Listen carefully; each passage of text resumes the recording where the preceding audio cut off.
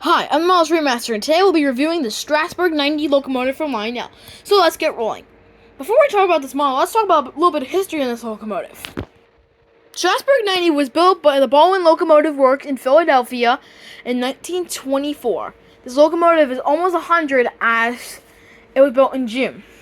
This locomotive was originally for the Great Western Railroad in Colorado. Not England, Colorado. Yes, there was one in England, but this one's built in Baldwin and built in Pennsylvania. Pennsylvania, Philadelphia, and was actually being shipped over all the way to Colorado. During one major incident, which the burning roundhouse had 3 engines in there. 90 was under steam outside the roundhouse, and the quick-thinking crew actually used 90 to pull out those engines. Anyway, it was used to haul sugar beets. And after World War II, and in the 1950s, locomotive was usually used only in the fall for harvest. In 1967, they sold it to Strasburg, but before, in Jim Thorpe, there was the Reading T1 was used to generate electricity in a power outage. The owner of so the head of the society, the excursion society who ran this, I believe it's the NHRS, but they knew they would really want to use steam engines, so they used 90. This is the 1967/2020 model, and I thought this was the most modern paint scheme. Turns out it's the 2000s one. I like this one a lot because I like the logo. I like the paint scheme. I really like it. I think that's my favorite one. But anyway, there's 3 versions of the Strasburg, and I think 7 of them total. First, we have Strasburg 90, 2020/1967, and this is the one we have here. We have the 90s one, the 2021, this one, sorry. Then we have also Great Western. If you're a Great Western modeler, wanted 90, and Strasburg wasn't prototypical in the steam era, so you can get that. There was also a Seaward Coastline and another engine. Can't remember the road name, but it was 10 though, number 10. Okay, so let's get into some details with this locomotive. Since this locomotive is brass, you can tell that there's more details. And here's air hoses and a scale coupler, and there's a WO gauge coupler, a fixed one, packaged up in the box. Now, WO scale coupler or W scale coupler means it's fixed, so it can't be thrown, unlike the one in the back. There's electro couplers, fixed couplers, and ones that use hitting uncoupling tabs, and just a standard thumbtack. Here's the smoke box, and it's actually a nice one, so it's very nice. Now if you open it up, there's actually some electronics in here.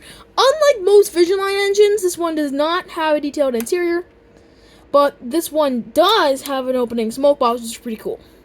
Here's some of the valve gear on this locomotive, and it looks pretty good. I really like the valve gear on this locomotive. It's actually Wilshirt's valve gear, and there's also Baker and Stephenson. Moving down to the running gear, we have these 10 drive wheels. Now, they're very small for power instead of speed, as this thing can only go 55 miles an hour, maybe 50. But this thing was not made for speed. It was meant as a heavy hauler. Here we have, in between, there's a nice drop plate in the middle, and we also have a drawbar, and we also have 2 hand-painted crew figures.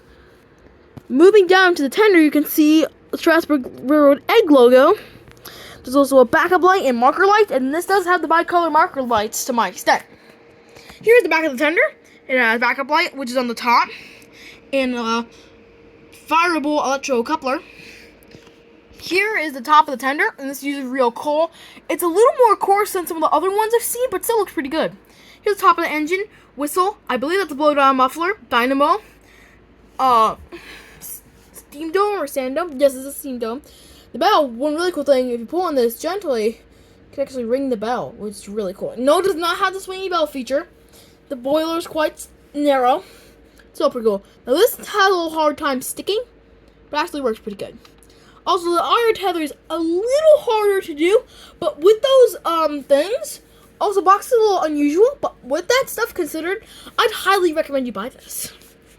Here is the top of the model. General overview. Okay, so now I've talked about this locomotive, let's fire it up. Okay, here it is. It has fan-driven smoke and whistle steam. Here's the whistle.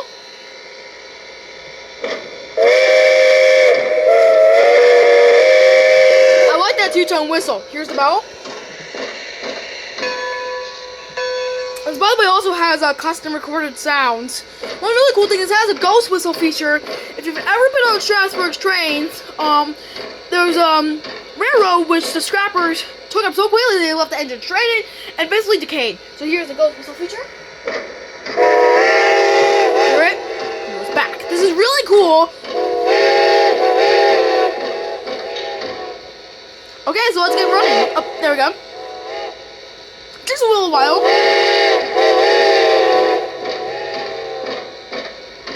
Okay, let's go.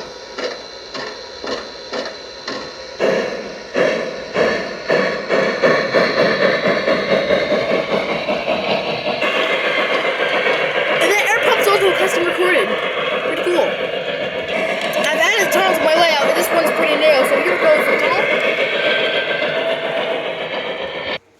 Okay, so that's the end of this video. I'm the Model Train Master, and I'll see you next time.